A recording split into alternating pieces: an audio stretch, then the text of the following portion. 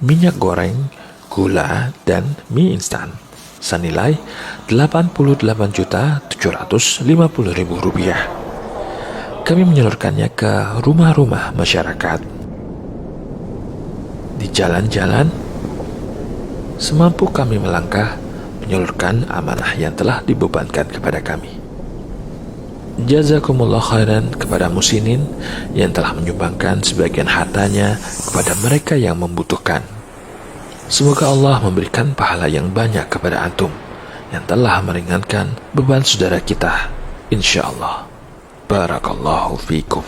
Mari ringankan beban saudara kita di tengah wabah virus corona. Salurkan infak dan sedekah Anda untuk memenuhi kebutuhan pokok saudara kita di rekening BNI Syariah 20190701111 atas nama Yayasan Media Sunnah Aceh.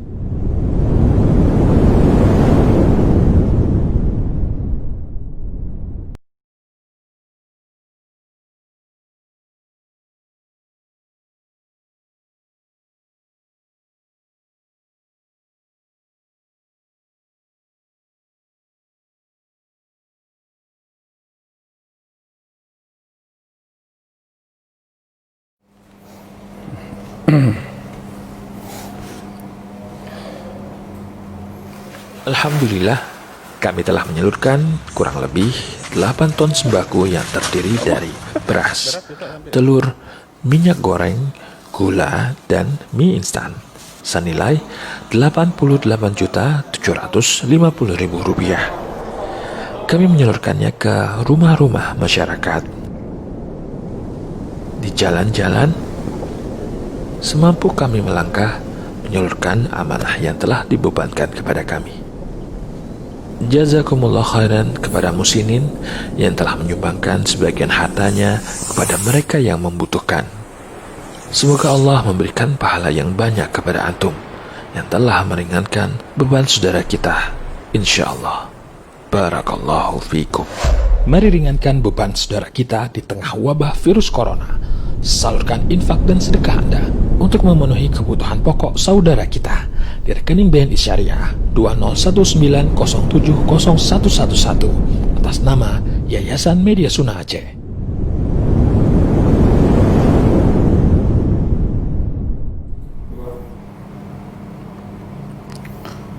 Bismillahirrahmanirrahim. Alhamdulillah. Wassalatu wassalamu ala Rasulillah Muhammadin wa ala alihi wa ashabihi wa man tabi'ahum bi ihsanin ila yaumiddin. Saudara-saudaraku kaum muslimin dan kaum muslimat rahimani wa rahimakumullah. Alhamdulillah, Allah Subhanahu wa taala kembali mempertemukan kita di acara interaktif di malam hari ini. Mudah-mudahan pertemuan kita adalah pertemuan yang dicintai dan diridhai oleh Allah Subhanahu wa taala. Pertemuan yang tidak lain kita harapkan agar kita semakin mengenal Allah, semakin mengenal syariatnya, sehingga ketika semakin kita mengenal Allah, mengenal syariat Allah Subhanahu wa taala, mudah-mudahan akan semakin terpupuk rasa cinta dan rasa takut kita kepada Allah Tabaraka wa taala. Dan Nabi SAW telah menyebutkan dalam hadisnya, ana a'lamukum billahi wa atqakum. Saya adalah orang yang paling mengenal Allah, sehingga saya adalah orang yang paling bertakwa kepada Allah Subhanahu wa taala. Ya, sehingga dari hadis ini kita bisa mengambil pelajaran bahwasanya ilmu itu merupakan sebab dengannya seseorang akan tertanam rasa takut kepada Allah. Ya, dan rasa cinta yang tidak disertai dengan ilmu yang benar, itu kita khawatirkan kecintaan dia kepada sesuatu, terlebih kepada Allah, maka ia akan terjatuh kepada hal-hal yang menyimpang, bahkan akan menjerumuskan dirinya ke dalam kekufuran. Ya, sebagaimana contoh orang-orang Nasara. Ya, kalau seandainya kita bertanya kepada orang-orang Nasara, apakah mereka mencintai Allah? Mereka pasti akan menjawab, iya, mereka sangat mencintai Allah. Dan kalau seandainya kita bertanya kepada mereka, apakah mereka cinta kepada Nabi Isa, mereka akan menjawab pasti, kami sangat mencintai Nabi Isa. Namun ketika cinta mereka adalah cinta yang salah, cinta yang tidak benar, akhirnya mereka mensifati Allah dengan suatu sifat yang dengan pensifatan tersebut membuat mereka itu kufur kepada Allah Subhanahu wa ta'ala. Sehingga tidak ada cara, tidak jalan seseorang untuk memupuk keimanannya, ya, kecuali dengan jalan belajar, menuntut ilmu agama. Demikian Rasulullah SAW mendidik Abu Bakar Siddiq. Demikian Rasulullah SAW mendidik Umar bin Khattab, Uthman bin Affan, Ali bin Abi Thalib dengan ilmu. Sebagaimana Allah sebutkan di dalam Al-Quranul Karim, laqad manallahu 'alal mu'minin idh ba'atha fihim rasulan min anfusihim yatlu 'alaihim ayatihi wa yuzakkihim wa yu'allimuhumul kitab wa in kanu min qablu lafi dhalalin mubin.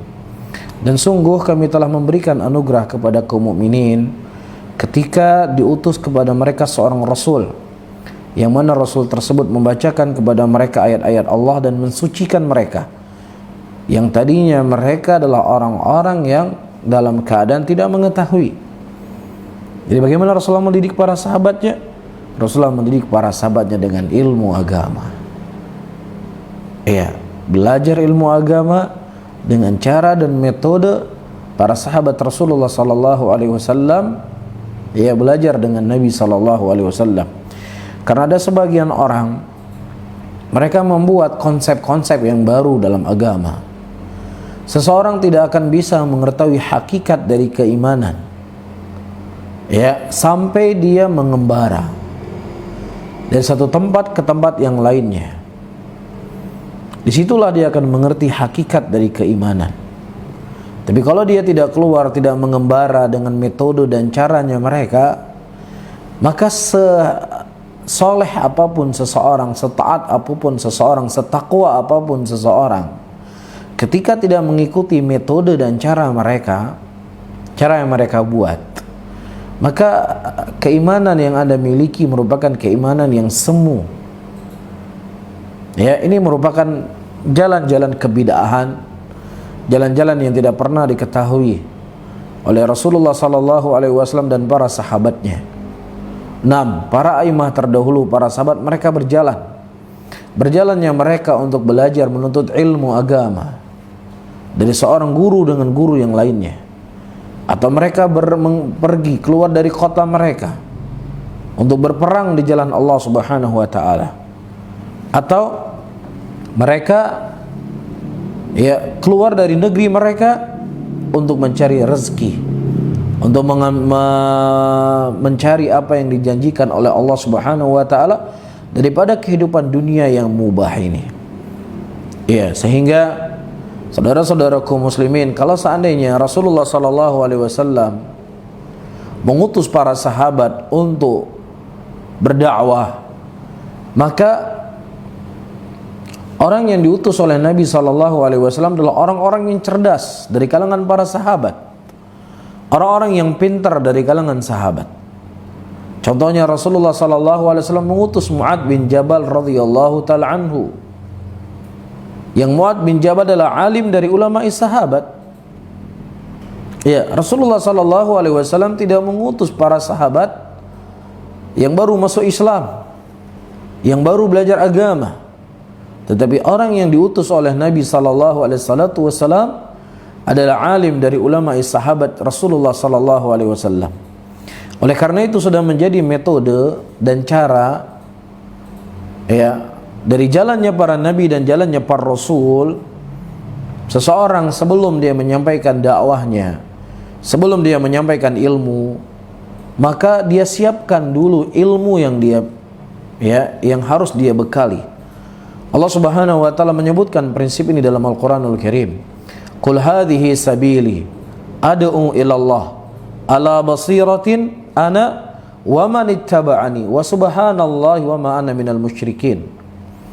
Dan katakanlah, sesungguhnya ini merupakan jalanku yang lurus, yang aku dan para sahabatku berjalan di atas jalan ini. yaitu orang-orang yang mengikutiku. Siapa saja yang mengikuti Nabi setelah wafat Nabi SAW, mereka berjalan di atas jalan Rasulullah, di atas apa? Di atas basirah, di atas ilmu. Ya, silakan baca tafsir para ulama. Apa yang diinginkan oleh para ulama dengan basirah? Al-ilmu. Dan apa itu al-ilmu? Al-Imam Syafi'i rahimahullah, beliau berkata, "Kullu ulumi siwal Quran mashghalah ila al-hadith wal fiqh fid din. Al-ilmu maqala fi haddathana wa ma siwa dzalika waswas syaitani." Seluruh ilmu selain daripada ilmu Al-Quran adalah ilmu yang menyibukkan. Sesuatu yang dikatakan ilmu, kata Imam Syafi'i, adalah apa yang di situ disebut haddatsana. Ya, penisbatannya kepada Rasulullah sallallahu alaihi wasallam. Dan selain daripada sesuatu yang dinisbatkan kepada selain Rasulullah, ya, selain daripada ilmu fiqih, selain daripada ilmu hadis, maka itu semua merupakan waswas dari syaitan, kata Imam Syafi'i rahimahullah. Sehingga ilmu itu bukan mimpi, ilmu itu bukan pengalaman seseorang. Iya, bukan dengan dia bermimpi bertemu dengan Nabi SAW, kemudian Nabi menugaskan kepadanya dengan sebuah tugas untuk menyampaikan dakwah, untuk kuntum khairu ummatin ukhrijat linnas, adalah sebaik-baik manusia yang dikeluarkan ya untuk manusia. Dari mimpi diambilnya. Iya, dan ini disebutkan dalam kitab-kitab mereka. Ya, ditulis dalam buku-buku mereka. Dan para ulama Ahlus Sunnah ya telah menulis sekian banyak kitab dari orang-orang yang menjadikan mimpi sebagai landasan, sebagai sandaran dalam mereka beramal, dalam mereka beribadah kepada Allah Subhanahu wa taala. Dan ini merupakan bukan jalannya para imatus salaf. Ini bukan jalannya para sahabat Nabi SAW. Dan ini bukan pula jalan para tabi'in dan jalannya para tabi'ut tabi'in. Sehingga terkadang seseorang gak perlu untuk dia masuk dalam sebuah kelompok untuk mengetahui penyimpangan dari kelompok tersebut. Datang orang-orang pada waktu itu bertemu dengan Abdullah bin Umar radhiyallahu ta'ala anhu. Dan Abdullah bin Umar radhiyallahu ta'ala anhu disampaikan ada seorang laki-laki yang bernama Ma'bad al-Juhani yang dia berkata demikian, demikian, dan demikian. Dan ucapan-ucapan ini jelas menyelisih dari Al-Quran dan Sunnah. Iya, dan Abdullah bin Umar radhiyallahu ta'ala anhu, beliau menyampaikan dari apa yang beliau ketahui, dari ilmu yang beliau dapatkan dari Nabi SAW, bahwasanya ucapan fulan itu merupakan ucapan yang batil, ucapan yang keliru. Sampai-sampai Abdullah bin Umar berkata, sampaikan kepada dia, saya berlepas diri darinya dan dia berlepas diri dari saya. Dan kalau seandainya mereka menginfakkan satu gunung emas Uhud, maka tidak akan diterima oleh Allah sampai mereka beriman kepada takdir. Sehingga usul pertama yang disebutkan oleh Syekh Al-Imam Al-Humaidi rahimahullah di dalam kitab beliau ini adalah pembahasan tentang masalah takdir. Sebelum saya baca, para hadirin dan hadirat yang dimuliakan oleh Allah, dari kitab-kitab yang telah kita lalui, dari kitab silsilah aqidah asy-syafi'iyah atau kitab silsilah aqidah yang lainnya, kita tidak mendapatkan para ulama memulai pembahasan dalam masalah takdir. Ya, takdir itu terkadang dibahas di akhir pembahasan sesuai dengan urutan rukun iman. Tetapi Syekh Al-Imam Al-Humaidi rahimahullah, beliau menjelaskan pertama dalam kitab beliau ini tentang permasalahan apa? Tentang permasalahan takdir. Dan ini ada beberapa kemungkinan kenapa Al-Imam Al-Humaidi rahimahullah beliau menyebutkan poin yang pertama di dalam kitab beliau tentang permasalahan takdir. Ya, bisa jadi kebutuhan manusia pada zaman beliau terhadap pembahasan masalah takdir itu lebih dibutuhkan dari pembahasan dalam masalah keimanan yang lainnya. Iya, atau banyak dari kalangan ahlul bidah, banyak dari kalangan ahlul ahwa, dari kalangan al-qadariyah ataukah dari kalangan al-jabariyah yang mana mereka menyebarkan kesesatan mereka dalam masalah takdir.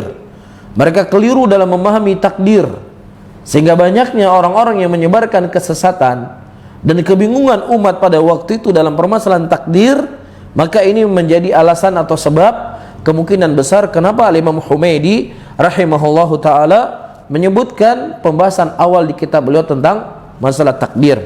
Ya sebagaimana disebutkan syarih ya Syekh Khalid Ibnu Mahmud Al-Juhani ya pada syarah beliau pada halaman 23, beliau mengatakan ya pada poin yang kedua bil qadar, beliau mengatakan wa nasal musannif rahimahullah alal iman bil qadar wa duna baqiyatil usul li hajati nas ilaih walil huduthil khalal fi ala zamani. Dan Syekh rahimahullah yaitu Imam Humaidi, beliau menyebutkan pertama kali dalam poin kitab beliau ini adalah iman kepada takdir, ya tidak menyebutkan dari usul-usul iman yang lainnya di awal kitab, dikarenakan kebutuhan manusia kepada pembahasan takdir pada waktu itu, li huduthi al khalal fihi, ya atau terjadi kerusakan, kesalahan, penyimpangan orang-orang dalam memahami takdir di zamannya beliau. Jadi menjadi sebab kenapa beliau memulai dalam masalah takdir. Di sini ada faedah penting para hadirin dan hadirat yang dimuliakan oleh Allah. Sebagaimana kita ketahui para imam terdahulu ya, mereka akan benar-benar fokus untuk menjaga akidah muslimin. Ya, apa yang di sana tersebar kesesatan yang dikhawatirkan akan menyebar, akan membuat rusak akidah muslimin, maka kita dapatkan para ulama sangat semangat untuk membahas masalah tersebut. Ya, mereka menulis buku-buku, mereka menulis kitab-kitab, ya, dan mereka menyampaikan hujjah dari penyimpangan-penyimpangan tersebut. Ini bagian dari penjagaan kepada agama. Ya, sebagaimana yang telah kita singgung pada pertemuan yang lalu, dan kita akan mengulang-ulangi kembali para hadirin dan hadirat yang dimuliakan oleh Allah. Ya, kerusakan di muka bumi ini bukan hanya orang meninggalkan salat. Kerusakan di muka bumi ini bukan hanya orang yang mereka mabuk-mabukan. Kerusakan di muka bumi ini hanya bukan dengan zina. Ya, tetapi selain daripada apa yang saya sebutkan itu merupakan bagian dari dosa, ya, namun ada dosa-dosa yang lainnya yang itu diingkari oleh Nabi sallallahu alaihi wasallam, dan kemudian juga diingkari oleh para sahabat Rasulullah. Sebagaimana Abu Bakar Siddiq radhiyallahu taala anhu memerangi orang-orang yang mereka tidak membayar zakat. Ya, padahal sebagian mereka adalah orang yang salat. Sebagian mereka adalah orang yang beriman kepada Allah dan Rasulnya, tetapi mereka tidak menegakkan zakat, tidak membayar zakat. Diperangi oleh Abu Bakar Siddiq radhiyallahu taala anhu. Begitu juga para hadirin, ya di zaman Ali bin Abi Thalib radhiyallahu taala anhu, orang-orang Khawarij yang mereka sangat semangat untuk beribadah, bahkan mereka menghabiskan waktu mereka untuk berpuasa dan sholat malam. Sampai-sampai Abdullah bin Abbas mendapatkan mereka dengan wajah yang pucat karena banyaknya mereka puasa dan panjangnya sholat malam yang mereka lakukan. Tetapi Ali bin Abi Thalib radhiyallahu taala anhu dan para sahabat Rasulullah sallallahu alaihi wasallam di zaman itu mengingkari perbuatan mereka. Iya, dan sebelum para sahabat mengingkari, Rasulullah sallallahu alaihi wasallam adalah manusia yang pertama kali mengingkari mereka. Kata Rasulullah sallallahu alaihi wasallam, salat kalian berbeda dengan salatnya kalian, enggak ada apa-apanya dengan salat mereka. Puasanya kalian enggak ada apa-apanya dengan puasa mereka. Tetapi mereka keluar dari agama ini sebagaimana keluar anak panah dari busurnya. Dan juga Nabi SAW mengatakan, haulai kilabun nar. Mereka adalah anjing-anjing neraka. Dalam keadaan mereka salat, dalam keadaan mereka puasa, dalam keadaan salat dan puasa mereka melebihi daripada ibadahnya sahabat Nabi SAW. Tetapi Nabi SAW tetap mengingkari. Sehingga permasalahannya bukan cuma sekedar sholat. Permasalahan umat hari ini bukan cuma sekedar masalah berzina. Permasalahan umat hari ini bukan hanya tentang permasalahan ya minum-minuman keras, tapi permasalahan umat hari ini juga masalah akidah mereka. Iya, kalau seandainya Anda hanya menjadikan barometer, hanya cukup untuk sholat, hanya cukup berpuasa, cukup untuk seseorang menjauhi dunia, cukup seseorang tidak berbuat dosa dan maksiat, maka Anda secara tidak langsung akan mengatakan rasalah Ali bin Abi Thalib mengingkari orang-orang Khawarij. Salah. Abdullah bin Abbas radhiyallahu taala anhu mengingkari orang Khawarij. Salah Nabi SAW mengatakan haula kilabun nar, mereka adalah anjing-anjing neraka. Tapi subhanallah, justru kita dapatkan Nabi kita Muhammad SAW mengingkari mereka dengan pengingkaran yang sangat luar biasa. Jadi saya tegaskan kembali, permasalahan umat hari ini bukan hanya pembahasan sholat. Pembahasan umat hari ini bukan hanya pembahasan minuman keras. Pembahasan umat hari ini bukan hanya sholat di masjid. Tetapi Allah mengatakan dalam ayatnya, ya ayyuhalladzina amanu dukhulu fis silmi kafah. Hai orang beriman, masuklah kamu ke dalam Islam secara sempurna. Masuk dalam akidahnya, dalam manhajnya, dalam salatnya, dalam puasanya, dari dosa-dosanya dijauhi dari segala aspek. Rasulullah SAW atau kita diperintahkan oleh Allah untuk masuk Islam secara sempurna. Jelas ya? Jadi kalau seandainya cuma salat saja nggak perlu. Rasulullah mengatakan khawarij kilabun nar, karena mereka orang-orang yang rajin salat. Iya, nggak perlu Ali bin Abi Thalib mengingkari orang-orang khawarij karena mereka adalah orang-orang yang rajin berpuasa. Bahkan kalah ibadah puasa Rasulullah, para sahabat, kalah salatnya sahabat. Tapi diperangi oleh Ali bin Abi Thalib radhiyallahu taala anhu, dan mereka dihujahi oleh Abdullah bin Abbas. Sehingga kita ingin tahu apa jawaban kalian ketika Abdullah bin Abbas mengingkari orang-orang yang mereka sudah rajin sholat. Apa komentar kalian ya kepada Abdullah bin Abbas ketika mengingkari orang-orang yang mereka sudah semangat berpuasa, yang tidak pernah meninggalkan sholat di masjid? Tapi justru Abdullah bin Abbas berkata, jitu min qibali ashabin Nabi, saya datang dari sisi sahabat Nabi, dan tidak ada sahabat Nabi satupun bersama kalian.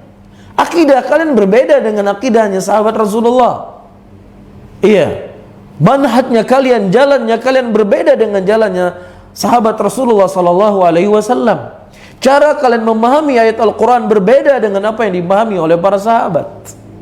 Walaupun mereka sholat, walaupun mereka berpuasa. Jelas ya? Ini hal yang perlu difahami.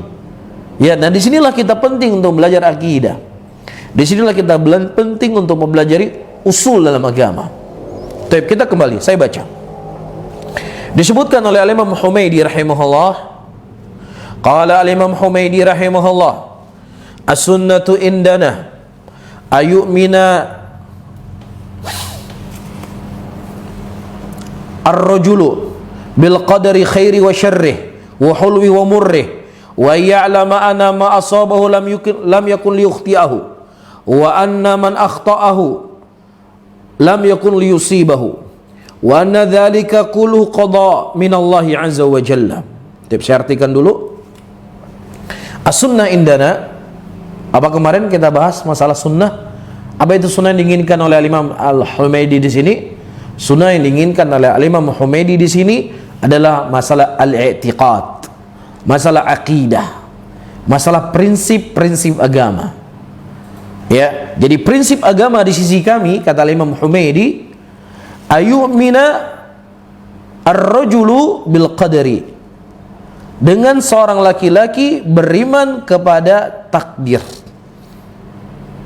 Ya, apakah takdir itu baik ataukah takdir itu jelek? Apakah takdir itu manis ataukah dia pahit? Namun hendaknya seseorang mengetahui ya, apa yang menimpa kepadanya dari sesuatu, dari apa yang telah Allah takdirkan kepadanya, maka dia tidak akan bisa untuk lari darinya. Ya, nanti akan kita bahas. Dan apa yang tidak Allah Subhanahu wa taala takdirkan kepadanya, maka tidak akan menimpa dirinya. Wa nadzalika kulluhu qada'un minallahi azza wa jalla. Dan itu semuanya adalah keputusan dari Allah Subhanahu wa taala, baik jelek, manis pahit. Apa yang terjadi di muka bumi ini, itu semuanya adalah ketetapan dan ketentuan yang telah Allah Subhanahu wa taala takdirkan di muka bumi ini. Ini keyakinan Al-Imam Al-Humaydi. Dan ini pula keyakinan Al-Imam Al-Muzani yang telah kita lewati kitabnya dalam kitab Syarh Sunnah lil Muzani. Dan ini juga i'tiqad al-Imam Barbahari, sebagaimana kita juga sudah melewati ya dari kitab Syarh Sunnah. Dan juga ini i'tiqad dari guru-guru akidah yang kita dulu belajar dengan mereka. Akidah ini kita diajarkan oleh mereka. Ya, bahwasanya segala sesuatu yang terjadi di muka bumi ini, apakah itu baik ataukah jelek, itu semuanya adalah ketetapan yang telah ditetapkan oleh Allah Rabbul Alamin. Iya. Nah, kita baca syarahnya di sini. Ya, disebutkan oleh Syekh Khalid Ibnu Mahmud Al-Juhani. Kata beliau rahimahullah, qauluhu ar-rajulu, ya, as-sunnah indana ayu'minar rajulu bil qadar. Seorang laki-laki beriman kepada qadar, kepada takdir. Di sini disebutkan laki-laki. Apakah beriman kepada takdir itu hanya khusus bagi laki-laki, tidak bagi perempuan? Ya, disebutkan oleh beliau, ar-rajul di sini maksudnya al-abdu, yaitu seorang hamba. Wa yadkhulu fi ya imra'atu, sehingga masuk dalam pembahasannya perempuan juga. Kenapa hanya disebut laki-laki? Wa inna ma dzakar rajul min babi taghlib. Disebutkan laki-laki karena min babi taghlib. Ar-rijalu qawwamuna 'alan nisa. Secara kaidah, secara jins, kita berbicara jins ya. Dari jins, bukan celana jeans. Jins, jenis. Dari sisi jenis, laki-laki itu lebih mulia daripada perempuan. Dari sisi jenis. Kenapa? Laki-laki nggak butuh mahram ketika dia berpergian. Perempuan butuh mahram ketika dia berpergian. Laki-laki nggak butuh wali dalam menikah. Perempuan butuh wali dalam menikah.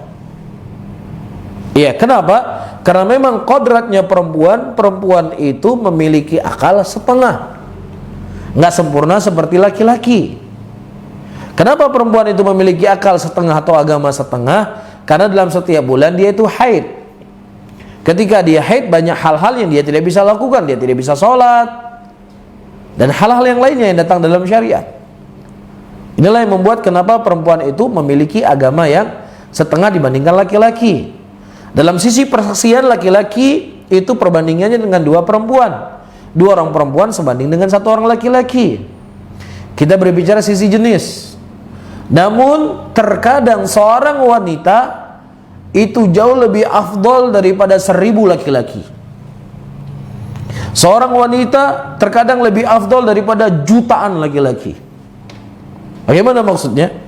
Seorang Ummul Mukminin Aisyah radhiyallahu taala anha dibandingkan dengan laki-laki yang mereka jauh dari Allah, laki-laki yang dia terus bermaksiat kepada Allah, bahkan laki-laki yang tidak pernah mengenal Allah, tidak pernah mengenal Rasulnya, maka seorang wanita salehah seperti Aisyah radhiyallahu taala anha itu lebih mulia daripada jutaan para lelaki. Namun dari sisi jenis, maka kita katakan jenis laki-laki itu lebih mulia daripada jenis perempuan. Bisa dibedakan ya. Tapi makanya kenapa disebut di sini laki-laki? Jadi bukan hanya laki-laki saja yang dibahas, tapi juga masuk di dalamnya siapa? Perempuan. Ya. Jadi sebagaimana hadis yang datang dari Abdullah bin Mas'ud radhiyallahu taala anhu yang dikeluarkan oleh Bukhari dan Al-Imam Muslim dalam sahih keduanya, di mana Rasulullah sallallahu alaihi wasallam berkata, "Innar rajula minkum la ya'malu hatta ma yakunu bainahu wa bainal jannah illa dhira'un fayasbiqu alaihi kitabuhu fayamalu bi'amalin ahli nar." Nabi sallallahu alaihi wasallam, sesungguhnya seorang laki-laki, disebutkan oleh Nabi siapa? Innar rajula, laki-laki. Dari antara kalian yang liya'malu, yang mana dia beramal sampai tidak ada di antara dia dengan surganya Allah kecuali 1 jengkal saja. Kemudian telah mendahului kepadanya takdir dan dia beramal dengan amalan penghuni neraka, masuklah dalam neraka. Apakah yang hanya dibalas di sini cuma laki-laki saja? Perempuan yang berbuat jelek tidak dibalas? Perempuan yang berbuat baik tidak dibalas? Tidak. Tetap masuk dalamnya laki-laki dan perempuan. Tetapi kenapa disebut laki-laki di sini? Alal taglib. Karena kebanyakan ya dari sisi apa yang saya sebutkan, tadi. Walaupun terkadang disebutkan oleh Allah dalam Al-Quran, ada lafaz laki-lakinya, ada lafaz perempuannya. Man amila salihan min dzakari aw untha fahuwa mu'min. Barang siapa yang seorang beramal dari kalangan laki-laki dan juga dari kalangan wanita, maka adalah orang yang beriman. Jelas ya? Tetapi ketika di sana tidak disebutkan kecuali hanya laki-laki saja, maka ini menunjukkan apa? Ya, masuk di dalamnya perempuan. Kecuali di sana datang dalil yang mengkhususkan ya tidak masuk di sana perempuan kecuali hanya laki-laki saja. Jelas? Misalnya Rasulullah mengatakan salatul rajul, salatnya seorang laki-laki ya di masjid itu dilipat dengan sekian kali lipat. Faham? Nah, ini kita fahami hanya laki-laki saja. Kenapa hanya laki-laki saja? Tidak masuk dalamnya perempuan. Ya karena perempuan datang dalil yang lainnya, dia lebih afdol salatnya di mana? Di rumah. Wa salatul mar'a fi hijriha atau hijriha, salatnya seorang perempuan di kamarnya itu lebih baik daripada salatnya dia di mana? Di masjid. Jelas ya? Dan ini tentunya dibahas oleh para ulama dalam kitab usul. Ya, memahami tentang lafaz-lafaz dalam syariat itu dibahas oleh para ulama kita dalam kitab-kitab usulnya mereka. Tapi qauluhu bil qadar. Apa itu qadar atau takdir? Kata beliau rahimahullah hafizahullah, al-imanu bil qadari ahadu usulul imanu sittah allati la yatimul imanu abdun illa bi iman biha jami'uha. Apa maksudnya imannya seorang laki-laki kepada takdir? Maksudnya bahwasanya iman kepada takdir adalah satu dari usul iman yang 6, yang tidak akan sempurna iman seorang hamba kecuali dia mengimani seluruh daripada rukun iman yang 6 tersebut. Salatnya sudah baik, salatnya sudah bagus, puasanya juga Masya Allah, hajinya juga sering, tapi dia keliru dalam memahami takdir, salah dalam memahami takdir, menyimpang dalam memahami takdir. Jelas? Seperti yang kita sampaikan riwayat tadi dari Abdullah bin Umar. Apa kata Abdullah bin Umar? Kalau seandainya dia menginfakkan satu gunung emas Uhud, dia bersedekah. Sedekahnya bukan 100.000, 200.000, gunung Uhud emas, maka Allah tidak akan menerima amalannya sampai dia beriman kepada takdir. Jelas di sini? Ini akidahnya para salaf. Nggak ada Ibnu Umar berkata dia sholat atau tidak? Iya dia sholat. Dia puasa atau tidak? Iya puasa. Oh ya sudah, jangan sentuh-sentuh, nggak boleh disinggung-singgung. Ya itu fitnah, itu ghibah. Ya tapi tidak demikian. Iya, ketika Abdullah bin Umar mendengar laki-laki ini menyimpang dalam memahami takdir, Ibnu Umar menafikan amalan yang dia lakukan sebanyak apapun, walaupun dia menginfakkan satu gunung emas Uhud, tidak diterima oleh Allah Subhanahu wa taala sampai dia beriman kepada takdir. Jelas di sini? Makanya disebutkan oleh Syekh di sini, tidak akan sempurna iman seseorang kecuali dia beriman kepada seluruh daripada rukun iman yang 6. Iya. Wa nasul musannif rahimahullah, dan musannif rahimahullah menyebutkan iman di sini seperti yang saya sebutkan tadi. Kenapa beliau menyebutkan nas iman masalah takdir di sini?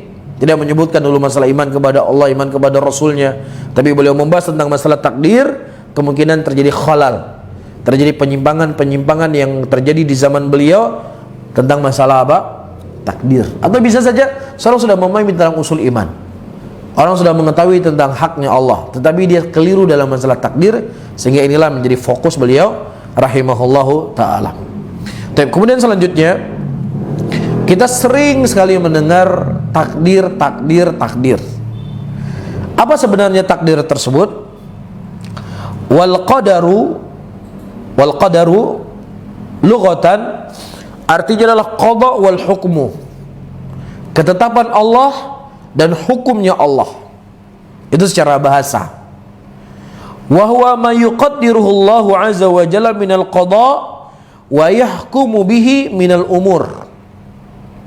Ya, bahwasanya takdir adalah sesuatu yang ditakdirkan oleh Allah Subhanahu wa taala dari keputusan-keputusan Allah, dari ketetapan-ketetapan Allah, wa yahkumu bihi minal umur, dan daripada hukum yang telah Allah Subhanahu wa taala tetapkan. Ini namanya takdir. Sebagaimana Allah sebutkan di dalam Al-Qur'an, inna anzalnahu fi lailatul qadr. Sesungguhnya kami telah menurunkan fi lailatul qadri. Lailatul qadar. Ya, apa maksudnya qadar di sini? Allah telah menurunkan hukumnya. Allah telah menurunkan keputusannya. Allah telah menetapkan si fulan begini. Allah menetapkan akan terjadi ini. Allah menetapkan akan terjadi begini dan begini. Allah tetapkan dia akan berbuat ini, dia akan berbuat itu. Jelas di sini? Di mana Allah turunkan? Allah turunkan di malam Lailatul Qadar. Jelas di sini? Ai al-hukmi, hukumnya Allah Subhanahu wa taala. Wal qadaru syar'an, adapun takdir secara syariat adalah yang tersusun di dalamnya 4 perkara. Ya, dan ini sudah kita bahas dalam kitab kita Usul Sunnah lil Imam Syarhus Sunnah lil Al-Imam Al-Muzani rahimahullah. Ya, namun sebagaimana yang telah saya nukilkan ucapan ya Syekh bin Baz rahimahullah, sebagaimana dinukilkan oleh Syekh Shalih Al-Utsaimin hafizahullah ketika mereka khatam kitab Risalah Tadmuriyah, kata Syekh bin Baz, hendaknya kita menamatkan kitab ini lebih dari berapa kali? 100 kali.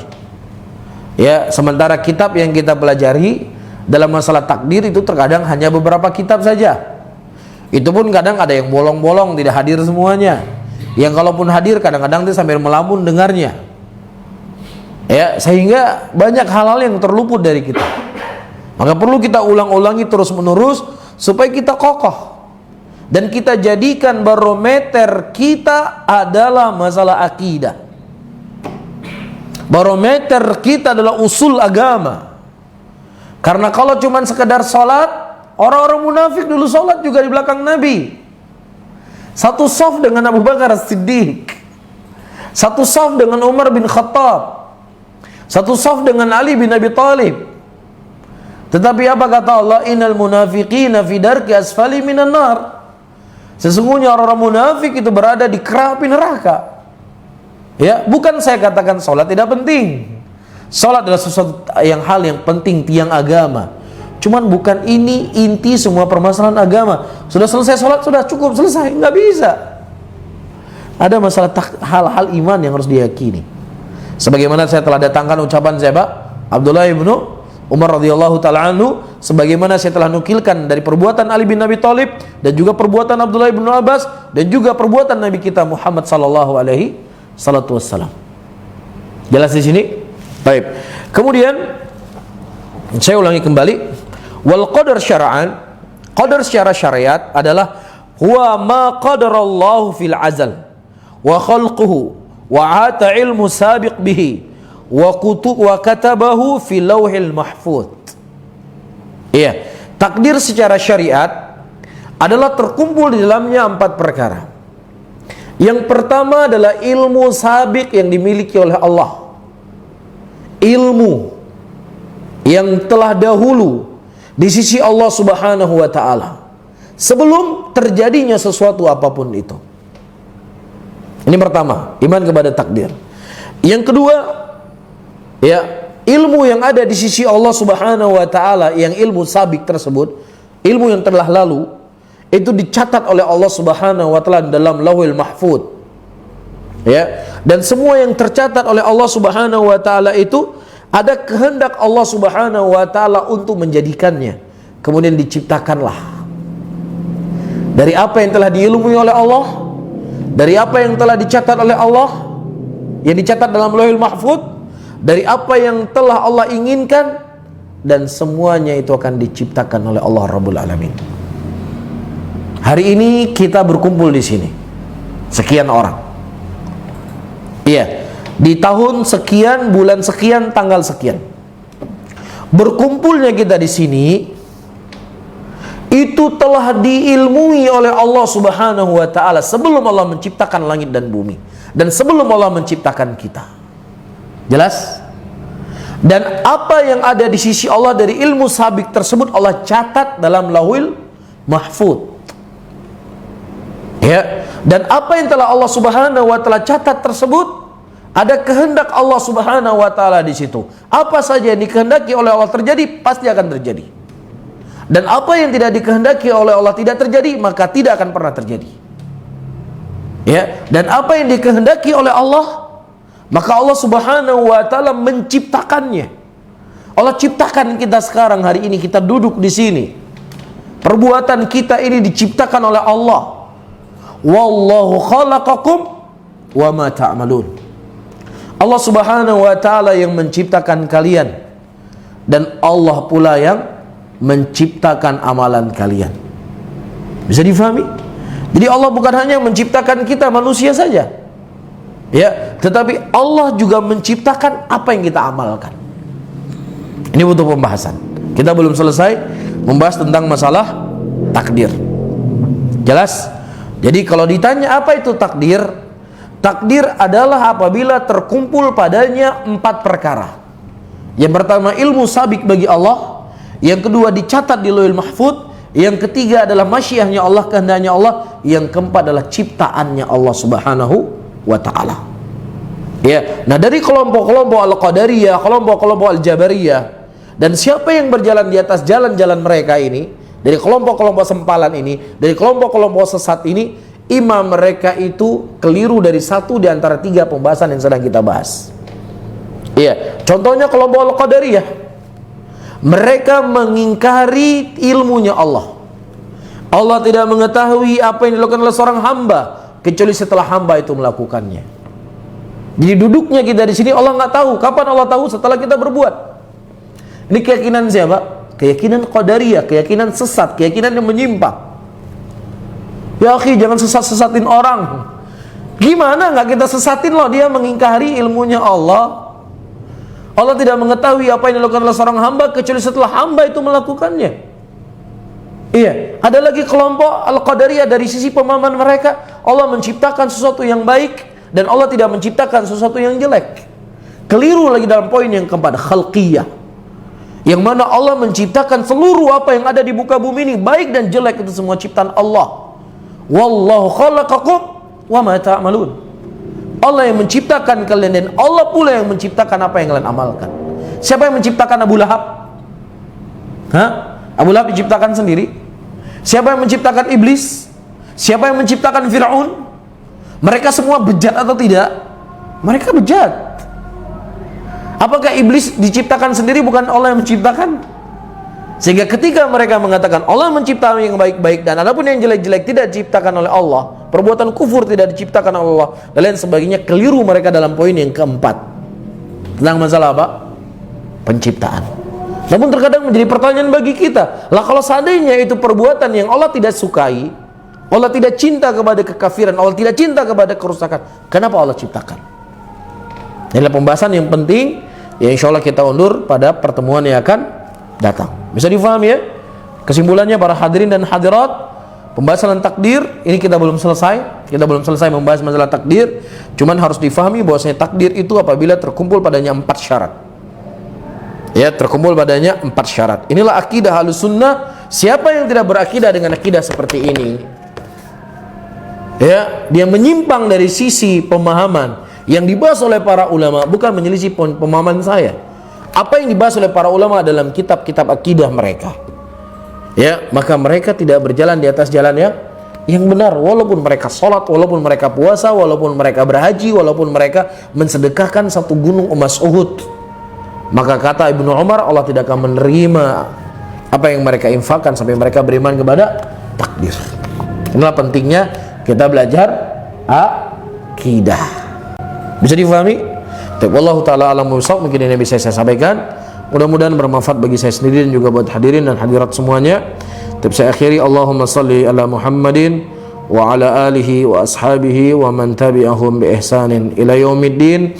Wassalamualaikum warahmatullahi wabarakatuh. Alhamdulillah, kami telah menyalurkan kurang lebih 8 ton sembako yang terdiri dari beras, telur, minyak goreng, gula, dan mie instan senilai Rp88.750.000. Kami menyalurkannya ke rumah-rumah masyarakat, di jalan-jalan, semampu kami melangkah menyalurkan amanah yang telah dibebankan kepada kami. Jazakumullah khairan kepada musinin yang telah menyumbangkan sebagian hartanya kepada mereka yang membutuhkan. Semoga Allah memberikan pahala yang banyak kepada antum yang telah meringankan beban saudara kita, insyaallah. Barakallahu fikum. Mari ringankan beban saudara kita di tengah wabah virus corona. Salurkan infak dan sedekah Anda untuk memenuhi kebutuhan pokok saudara kita di rekening BNI Syariah 20190701111 atas nama Yayasan Media Sunnah Aceh.